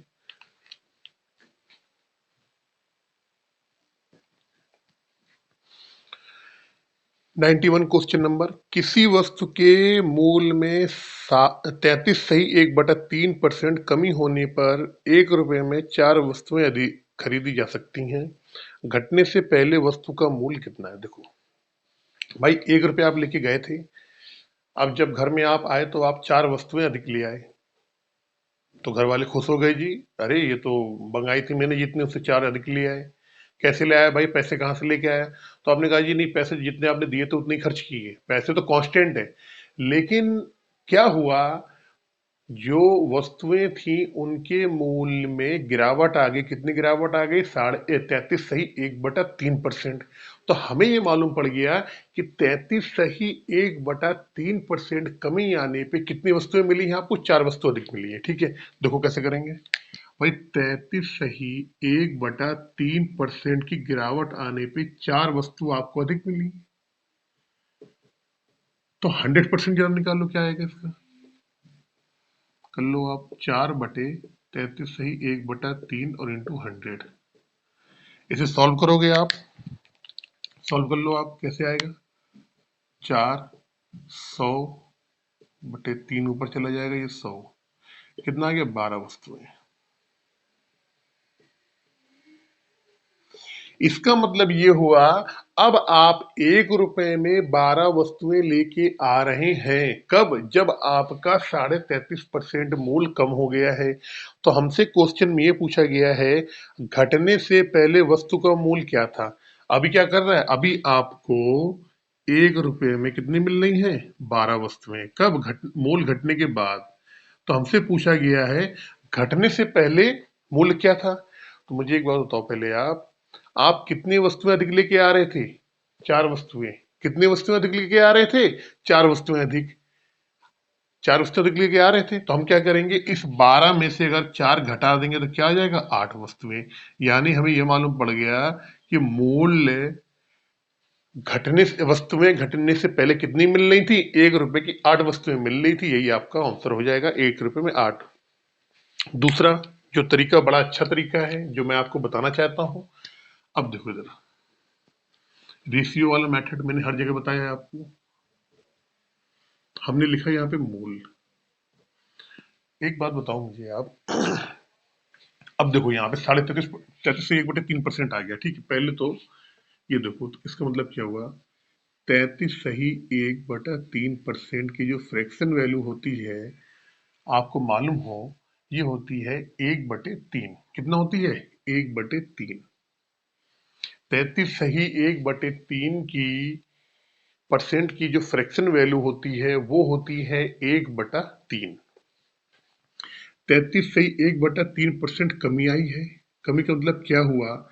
अगर हम मूल्य की बात करेंगे तो पहले, इसके भी नहीं चल रहा है, पहले और अब 33 सही 1/3% बराबर 1/3। इसका मतलब ये है कि पहले अगर मूल्य 3 रुपया था तो अब कितना हो गया? 1 की कमी आ गई। अगर पहले 3 रुपये मूल्य था, अब 1 की कमी आ गई, तो अब मूल्य कितना हो गया? 2 हो गया। यानी कि मूल्य जो हुआ 3 से 2 हुआ है तो वस्तुएं आपको मालूम है पैसे 1 रुपए ही खर्च कर रहा है तो वस्तुएं क्या हो जाएंगी, वस्तुएं 203 आ जाएंगी। जब मूल्य में कमी आती है तो वस्तुएं ज्यादा आ जाती हैं, जब वस्तुएं कम आएंगी तो मूल्य में बढ़ोतरी हो जाती है। मूल 3 से 2 हुआ, वस्तुएं 2 से 3 हो जाएंगी। अब मुझे ये बताओ, पहले 2 वस्तु मिल रही थी, अब 3 वस्तुएं मिल रही है, कितनी ज्यादा मिल रही है? आपने कहा 1 ज्यादा मिल रही है। क्वेश्चन में कितनी वस्तुएं बता रहा है? क्वेश्चन में बता रहा है 4 वस्तुएं ज्यादा मिल रही है। कितनी मिल रही है? 4 वस्तुएं। इस एक की वैल्यू किसके बराबर आ गई? 4 के बराबर। तो 3 की वैल्यू कितने के बराबर आ जाएगी? 1 के बराबर 4, तो 3 की 12 और 2 की कितनी आ जाएगी? 8। तो हमें ये मालूम पड़ गया अब जो वस्तुएं कितनी मिल रही हैं? 12 मिल रही हैं। और पहले कितनी मिल रही थी? 8 मिल रही थी। तो हमसे पहले वाला पूछा गया है। तुरंत चेत दो कि 1 रुपए में 8 वस्तुएं पहले मिल रही थी और अभी क्या कहता है, तो अब कितनी मिल रही थी? अब मिल रही है 1 रुपए में 12 वस्तुएं। 12 वस्तुएं।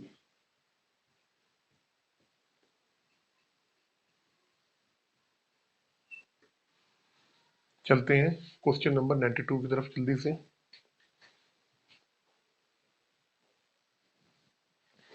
क्वेश्चन नंबर 92, एक परीक्षा में उत्तीर्ण होने के लिए 35% अंक लेने होते हैं। एक अभ्यर्थी को 40 अंक मिले तथा वह 30 अंकों से अनुत्तीर्ण हो गया। भाई 35% नंबर आएंगे तो आप पास हो जाओगे। एक कोई विद्यार्थी था, वो 40 नंबर लाया और 30 नंबर उससे फेल हो गया। इसका मतलब क्या हुआ? हमें यह मालूम पड़ गया 40 लेके आया था। कितना लेके आया था? 40। अगर वो 30 और ले आता तो पास हो जाता, 30 नंबर और लाता तो वो पास हो जाता। यानी हमें यह मालूम पड़ गया कि पास होने के लिए 70 अंक क्या है? जरूरी है। 70 नंबर हमारे पास होने के लिए जरूरी है। परसेंटेज में कितना जरूरी है? परसेंटेज में कह रहा है 35% अंक आने चाहिए। यानी कि इस 35% की वैल्यू ही कितने के बराबर है? 70 नंबर के बराबर है। तो क्वेश्चन में क्या पूछा गया है? परीक्षा के अधिकतम अंक यानी 100% पूछा गया। 35% बराबर 70 के, तो 100% निकाल लो, कितने का आएगा? 2 गुना हो रहा है यहाँ पे, 2 आप भी कर दो, कितना? 200 नंबर। ये क्या हो जाएगा? 200 आपका आंसर हो जाएगा। क्वेश्चन नंबर 93, किसी परीक्षा के लिए उत्तीर्ण 40% है, मतलब 40% में आप पास हो जाओगे। एक विद्यार्थी ने 185 अंक प्राप्त किए तथा वह 15 अंकों से अनुत्तीर्ण हो गया। वही बात आ गई भाई, वो जो स्टूडेंट है वो 185 नंबर लेके आया और कितने नंबर से फेल हो गया? 15 नंबर से फेल हो गया। यानी कि 185 में अगर हम 15 जोड़ देंगे तो हमें मालूम पड़ गया कि 200 नंबर में आदमी या विद्यार्थी पास हो जाता है। नंबर कितने? 200, लेकिन परसेंटेज में कितना बोला है कि परसेंटेज कितने लाने पड़ेंगे? आपको 40% लाने पड़ेंगे। कितने लाने पड़ेंगे? 40%। यानी कि इस 40% की वैल्यू ही कितने के बराबर है? 200 नंबर के बराबर है। हमसे पूरा अधिकतम अंक पूछा गया, 100% निकाल लो। यहाँ पे कितना आएगा? 200/40 इंटू 100। 500 नंबर का पूरा वो जो पेपर है, जो वो क्या है, उसका जो पूरा नंबर है पेपर कितने का है? 500 नंबर का है। या कह सकते हैं इसको पूर्णांक जो है 500 नंबर का है वो। क्वेश्चन नंबर 94 की तरफ जल्दी से। एक परीक्षा में लड़के तथा लड़कों की उत्तीर्ण प्रतिशतता क्रमशः 35% तथा 40% है। एक लड़के ने 483 अंक प्राप्त किए तथा वह 117 अंकों से अनुत्तीर्ण रहा। लड़कियों के लिए न्यूनतम उत्तीर्ण अंक क्या है? ठीक है, देखो क्वेश्चन नंबर 94 में वहां बताता हूं आपको। यहाँ पे 94 कह रहा है कि एक परीक्षा में लड़के लड़कियों के उत्तीर्ण परसेंट, ठीक है, लड़कियां हमने लिख ली लड़की और लड़के, ये 35% पे पास हो जाती हैं। लड़कियां अगर 35% नंबर लाती हैं और लड़के होते 40% पे पास।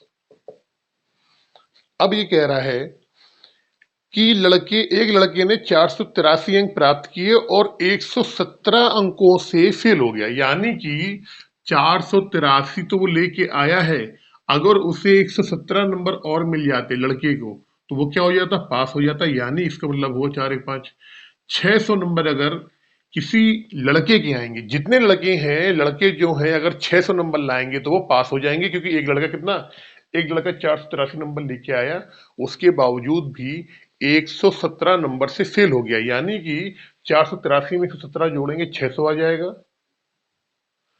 अगर 600 नंबर लड़का लेके आता तो पास हो जाता। और आपको अच्छी तरीके से मालूम है कि लड़के का जो पासिंग परसेंटेज है वो कितना है, 40% है। इसी 40% की वैल्यू ही तो क्या है, 600 के बराबर है। अब उसने क्या क्वेश्चन में पूछा गया है, लड़कियों के लिए न्यूनतम उत्तीर्णक अंक कितने परसेंट है। तो हमें यह बताना है 40% की वैल्यू 600 के बराबर है, तो 35% निकालना है, क्योंकि लड़कियों के बारे में पूछ रहा है। निकाल लो आप, कैसे आएगा, देखो 600 बटे 40 इंटू 35, जीरो से जीरो कट जाएगा, 15 चौको 60 होता है, 15 पचे 75, 15 तिहाई 45, 7 5 12, 55 25। यानी कि लड़कियों के लिए 525 नंबर लाने जरूरी हैं, तभी लड़कियां क्या होंगी, पास होंगी। क्वेश्चन नंबर 95,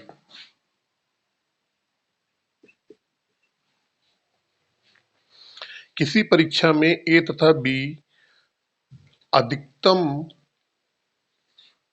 अंकों का 60% तथा 30% प्राप्त करते हैं। इनके प्राप्तांकों का योग 783 है। परीक्षा में पूर्णांक कितने का है। देखो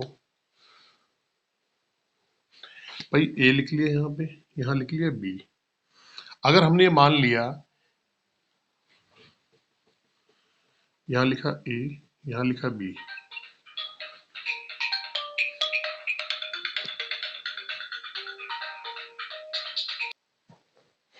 देखिए 95 क्वेश्चन नंबर कह रहा है कि ए और तथा बी अधिकतम अंक, किसी परीक्षा में ए तथा बी क्रमशः अधिकतम अंकों का 60% तथा 30% अंक प्राप्त करते हैं। अगर हमने मान लिया कि अगर 100 नंबर का पेपर होगा तो ए है जो ये प्राप्त करता है कितना, 60%, यानी ये 60 नंबर प्राप्त करता होगा। और बी जो है वो प्राप्त करता है कितना है, 30%, यानी 30 नंबर प्राप्त करता होगा। ए ने 60 प्राप्त किए, बी ने 30 प्राप्त किए, अगर हम दोनों को जोड़ें कितना हो जाएगा, 90। और यही कह रहा है वो क्वेश्चन में कि इनके प्राप्तांकों का योग 783 है। यानी कि इस 90 की वैल्यू कितने के बराबर दी गई है, 783 के बराबर दी गई है। और क्वेश्चन में हमसे क्या पूछा गया है, परीक्षा में पूर्णांक कितने का था, यानी कि 100 की वैल्यू पूछी गई, 100% की। 90 बराबर 783 के, तो 100 बराबर कितने के आएगा, 783 बटे 90 इंटू 100। ये जीरो से जीरो कट जाएगा, 9 8 72, 9 8 72, 8 बार गया, 6 9 7 63, यानी कि 870 नंबर का क्या हुआ, 870 नंबर का इनका पूर्णांक था। Option number B. चलते हैं क्वेश्चन नंबर 96 की तरफ। क्वेश्चन नंबर 96, किसी परीक्षा में 5% अभ्यर्थी अयोग्य घोषित हुए तथा योग्य अभ्यर्थियों में से 85% परीक्षार्थी समान वर्ग के थे। यदि 4275 योग्य अभ्यर्थी अन्य वर्गों में से हो तो कुल कितने अभ्यर्थियों ने आवेदन किया। देखो भाई, हमने लिख लिया पहले टोटल, यहाँ पे टोटल हो गए 100। अब ये कह रहा है कि 5% अभ्यर्थी अयोग्य हो गए। भैया अयोग्य लिख दिया हमने यहाँ पे, अयोग्य कितने हो गए, 5, तो 5 कर दिया। योग कितने आ जाएंगे आपके, योग आ जाएंगे आपके 95। अब ये कह रहा है योग अभ्यर्थियों में से 85% परीक्षार्थी समान वर्ग के थे। अब एक बताओ मुझे, योग वाले कितने, 95 हैं। अगर हम ये कहते समान वर्ग वाले, समझना मेरी बात आप, अगर हम समान वर्ग के कहें तो समान वर्ग वाले क्या है, योग का कितना है, योग का 85%, कितना है, योग का 85%, 85%। अगर हम कहते हैं अन्य वर्ग वाले, अन्य वर्ग वाले, तो वो कितने आ जाएंगे, योग का कितने आ जाएंगे, योग का भाई 85 योग का 85% जब समान वर्ग वाले हैं तो बाकी कितने बचे? 15%, यानी कि योग का 15%। योग कितने हैं? 95 है। 95 का निकाल लो आप 15%। और इसी अन्य वर्ग वाले जो विद्यार्थी हैं उनकी संख्या क्या है? यदि 4275 योग अभ्यर्थी अन्य वर्ग से हो तो कुल कितने विद्यार्थी? तो अन्य वर्ग के योग वाले विद्यार्थी कितने आएंगे? योग का 15%, 95 का 15%, इसकी जो वैल्यू दी गई है क्वेश्चन में वो दे रखी है कितनी है आपको? 4275। 4275। हमसे क्या पूछा गया है? हमसे पूरे पूछे गए कि पूरे कितने लोगों ने आवेदन किया था। आपको मालूम कितने किया? 100 ने किया था। तो इसकी वैल्यू आप निकालनी है तो इसको अब 100 की निकाल लो वैल्यू। 100 की निकालोगे तो क्या आएगा? 4275 बटे ये नीचे जाएगा 95 इंटू 15, ये ऊपर जाएगा और यहाँ क्या आएगा? ये भी ऊपर जाएगा। जब आप इनको काटोगे आप 19 से काट लो आप। 19 बना 95, 20 पंचे 100, 15 दूनी 30, इससे 15 से काट लो। 15 दूनी 30, 12 आया, 7, 15 8 120, 15 बचे 75, 19 का 19 एकम 19, 19 एकम 19,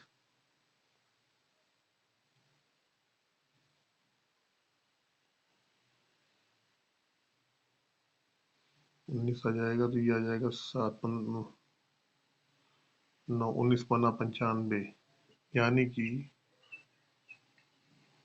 3000। कितना आएगा? 30,000, सॉरी 30,000 जो विद्यार्थी हैं उन लोगों ने पूरा किया होगा। इसमें समझने वाली दो चीजें हैं, मैं आपको बता दूं। देखो, टोटल विद्यार्थी कितने थे? 100 थे, ठीक है, मान लिया आपने। 5% क्या है? उसमें अयोग है। 100 में से 5 घटा दिए, 95 बच गए। 95 कितने योग हैं? उस 95 में भी जो योग हैं उसमें 85% सामान्य वर्ग के लोग हैं। तो जो 95 में से 85% अगर सामान्य के होंगे तो कितने बच गए? 95 का 15% क्या होगा?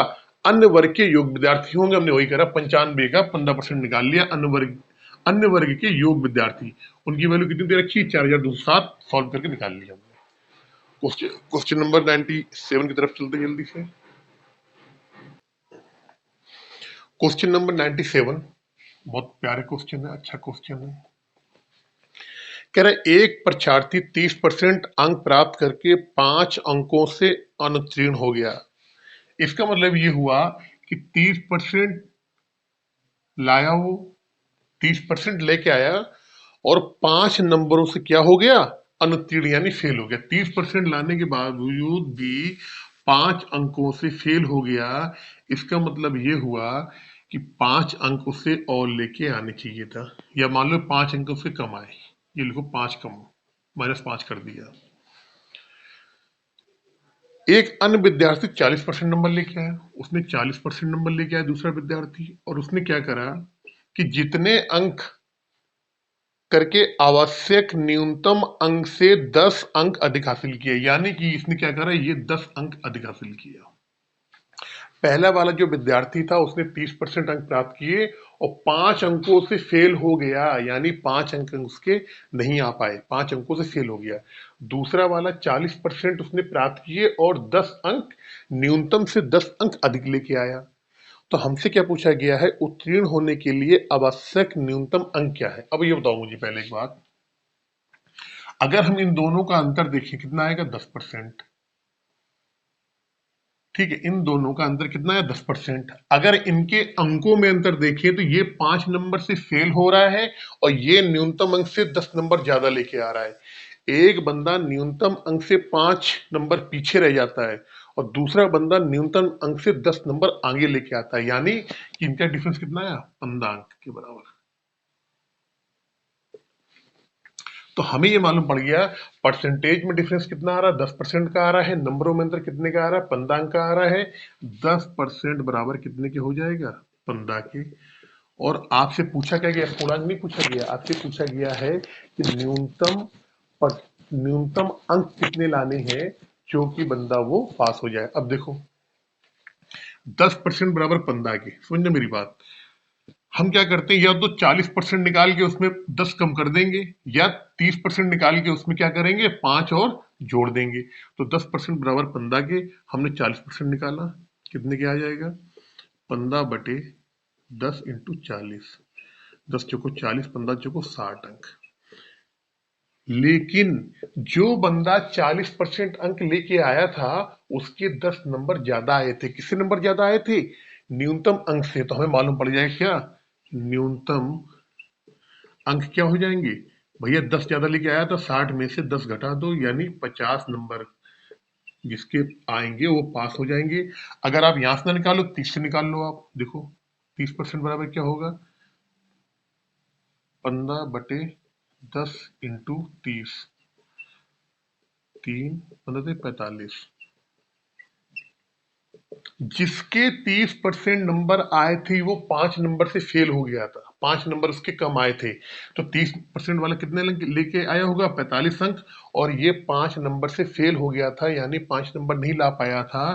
तो यहाँ पे क्या आ जाएगा, यहाँ से भी न्यूनतम क्या आएगा, 45 में क्या करेंगे, 5 जोड़ दें, कितना हो जाएगा, 50 अंक। तो यहाँ से भी क्या आ गया, न्यूनतम कितने आ गया, 50 अंक आ गया यहाँ से भी। तो चाहे आप ऐसे कर लो, चाहे ऐसे कर लो, आंसर दोनों में आपके सेम आना है। चलते हैं क्वेश्चन नंबर 98 की तरफ। क्वेश्चन नंबर 98, एक परीक्षार्थी ने 30% अंक प्राप्त किए तथा वह 108 अंकों से अनुत्तीर्ण रहा। देखो भैया, पहला विद्यार्थी है, इसने 30% अंक प्राप्त करे और क्या रहा, ये 108 नंबर से फेल हो गया, यानी कि इसकी 108 नंबर कम आए पास होने के लिए, समझना। दूसरे विद्यार्थी ने 52% अंक प्राप्त किए, जो उत्तीर्ण होने के लिए आवश्यक अंकों से 24 अधिक थे। इसने करा यहाँ पे 52% अंक प्राप्त, और ये क्या है, ये ज्यादा नंबर ले आया। कितने नंबर ज्यादा ले आया, ये नंबर ज्यादा ले आया, आपके 24 नंबर ज्यादा ले आया। किससे, पास होने वाले नंबर से। उत्तीर्ण होने के लिए कम से कम कितने परसेंट अंक चाहिए, उत्तीर्ण होने के लिए कम से कम कितने परसेंट अंक चाहिए। परसेंट की बात कर रहा है, अंक की बात नहीं कर रहा, परसेंटेज। देखो भैया, पहले वाला 30% लेके आया, 108 नंबर से फेल हो गया। दूसरा वाला 52% लेके आया और 24 नंबर ज्यादा ले आया। पास होने के लिए जितने नंबर चाहिए थे, उससे भी 24 नंबर ये ज्यादा ले आया। ये फेल हो रहा है, ये पास हो रहा है।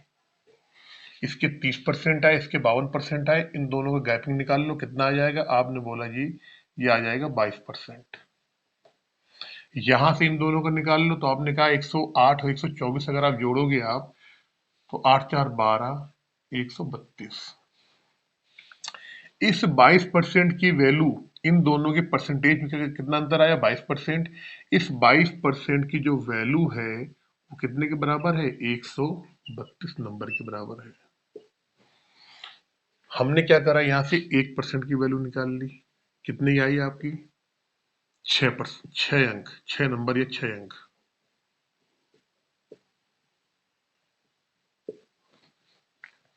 हमसे ये पूछ रहा है, मुझे एक चीज बताओ आप, कि 52% जब वो नंबर लेके आया तो 24 नंबर ज्यादा ले आया। जब 52% लेके आया तो 24 नंबर ज्यादा लेके आया है। मुझे एक चीज बताओ जरा आप, 6 अंक में 1% बन रहा है, कितना बन रहा है, 1%। 6 अंक में 1% बन रहा है, 24 नंबर में कितना बनेगा। तो आपने कहा सर ऐसा करो, 6 का 4 का गुणा यहाँ कर दो, और 1% में 4 का गुणा यहाँ कर दो। इसका मतलब क्या हो गया कि 4% बराबर कितने के हो जाएंगे, 24 अंक के। 4% बराबर, जब 1% बराबर 6 अंक की है, तो 4% बराबर कितने के हो जाएगा, 24 अंक के हो जाएगा। अब हमें यह मालूम पड़ गया कि जो 24 अंक ज्यादा ला रहा था, तो वो परसेंटेज में कितना ज्यादा लेके आ रहा था, परसेंटेज में 4% ज्यादा लेके आ रहा था। अगर हम इस 52 में से 4% घटा दें, 4% की वैल्यू ही 24 अंक के बराबर है, 24 अंक ज्यादा लेके आ रहा था। तो हमसे पूछा गया कि न्यूनतम परसेंटेज क्या है पासिंग के लिए, पास होने के लिए। हम अगर इस 52 में से 4% को घटा देंगे, 52 परसेंट माइनस 4% कितना आ गया? 48%। यही 48% क्या होगा? आपका आंसर होगा। अगर आप यहां से नहीं करना चाह रहे हो तो क्या करो, 1% बराबर 6 अंक की है, आप 108 का निकाल लो। तो क्या करना पड़ेगा कि 108 करने के लिए यहाँ पे 6 एकम 6, 6 एकम 6, 4, 18 छंका 108, 18 छंका 108 होता है। 1% बराबर 6 अंक के, तो 18% बराबर कितने के आएगा? 108 अंक के। अब देखो, हमें मालूम पड़ गया कि 108 अंक से फेल हो रहा था। 108 अंक बराबर कितने के? 18% के। ले कितना आया था? 30% लेके आया था। अगर इस 30% में हम 18% जोड़ दें, इस 30% में अगर हम 18% जोड़ दें, कितना आएगा? 48% आएगा। इसका मतलब क्या होगा? फिर वो पास हो जाएगा। तो चाहे आप ऊपर वाले से निकाल लो, चाहे नीचे वाले, ऊपर वाले से निकालोगे तो इतना ये जोड़ना पड़ेगा, नीचे वाले से निकाल रहे हो तो 24 अंक के बराबर जो परसेंटेज है वो घटाना पड़ेगा। क्वेश्चन नंबर 99 बहुत जल्दी से कह रहे, एक छात्र को परीक्षा में उत्तीर्ण होने के लिए 40% अंक लेने थे। उसने 178 अंक प्राप्त किए तथा 22 अंकों से अनुत्तीर्ण घोषित किया गया। देखो, ये 178 लेके आया, लेकिन फिर भी क्या हुआ? 22 नंबर से वो फेल हो गया। इसके अगर 22 नंबर और आते, अगर ये 22 नंबर और लेके आता तो कितने लेके आता? ये पूरे 200 नंबर। कितने के लेके आता? 200 अंक। यानी 200 अंक में क्या था? इसको पास हो जाता। 200 नंबर, कम से कम 200 नंबर लेके आने थे पास होने के लिए। अब ये कह रहा है कि ये 200 है, तो नंबर में तो 200 नंबर लाने हैं, लेकिन परसेंटेज में क्या है? 40% पे ही आदमी पास हो जाता है। इसका मतलब क्या हुआ कि 40% की जो वैल्यू है कितने के बराबर है? 200 की। हमसे क्वेश्चन में पूर्णांक पूछा गया है कि उसका कुल पूर्णांक कितना है, तो 40% 200 के कुल पूर्णांक 100% निकाल लो आप, कितने का आएगा? अब देख रहे हो आप यहाँ पे कितने गुणा हो रहा है? 5 का गुणा हो रहा है। 5 का गुणा हो रहा है तो यहाँ भी 5 का गुणा कर दो आप, मतलब 500। मतलब पूरा पूर्णांक कितने का है? 500 अंक का है। ये तो 99 नंबर, 99 के बाद 100 नंबर में चलते हैं।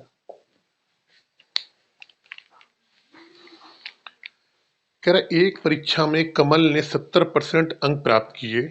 उसने 4 विषयों में से 3 विषयों में क्रमशः 81%, 66%, 61%। भैया मान लो उसने क्या करा? 70% अंक प्राप्त किए। पहला विषय, दूसरा, तीसरा और चौथा। हमने मान ली ये 100 नंबर का था, ये 100 नंबर का था, ये 100 नंबर का था, ये 100 नंबर, तो टोटल कितने के हो गए? 400 नंबर के हो गए। अब उसने क्या करा है कि 70% उसने क्या करा है? अंक प्राप्त किए। कितने परसेंट? 70%। तो 400 का अगर हम 70% निकालेंगे, क्या हो जाएगा? देखो आप, 7 चौको 28, यानी कि कितना उसने टोटल कितने प्राप्त किया है? 280 अंक। 400 में से 280 अंक उसने प्राप्त किए हैं। किसने? कमल ने। अब ये कह रहा है पहले वाले, जो पहला उसका जो वो है विषय है, उसमें 81, पहले 3 विषयों में 81, 66, 61, इसमें 81 प्राप्त किया, इसमें 66 प्राप्त किया और इसमें प्राप्त किया 61%। 100 का 81, 81, 100 का 66, 66, 100 का 61, 61।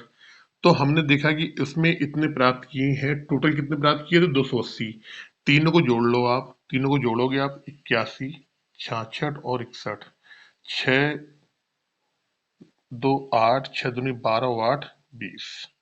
यानी कि इन तीनों को जोड़ कितना आ रहा है? 208। टोटल प्राप्त किए 280, 3 विषयों में प्राप्त किए हैं 208, तो चौथे विषय में कितना प्राप्त किया होगा? आप 280 में से 8 घटा दो, सिंपल सा कितना आ जाएगा आपका? 80 में से 8 घटाना है, यानी कि इस वाले में उसने 72% क्या होगा? अंक प्राप्त किए होंगे चौथे विषय में। यही 72% क्या होगा? आपका आंसर होगा। उम्मीद करता हूं कि आपको ये सारी चीजें बहुत अच्छे तरीके से समझ में आई होंगी, और अगर आपको ये वीडियो अच्छा लगा हो तो आप इसको लाइक करें, शेयर करें और अपने दोस्तों के पास, जो भी पढ़ने वाले विद्यार्थी हैं उनके पास भेजें। अगर फिर भी आपको कोई चीज़ टॉपिक समझ में नहीं आ रहा है, आप मुझसे डायरेक्टली मेरे व्हाट्सएप पे आप मैसेज करके या कॉल करके मुझसे आप पूछ सकते हैं। अगले में 20 क्वेश्चन करवाऊंगा, 15-20 जो भी होंगे करवाऊंगा। मेरी स्पीड थोड़ी धीरे है, इस वजह से धीरे है कि मैं हर चीज को बिल्कुल पॉइंट टू पॉइंट लिख के बताता हूँ, लिख के समझाता हूँ, ताकि आपको कहीं भी कोई दिक्कत ना आए। और कोशिश करता हूँ कि मैं यहाँ पे हर चीज लिखूं। मिलते हैं नेक्स्ट वीडियो में।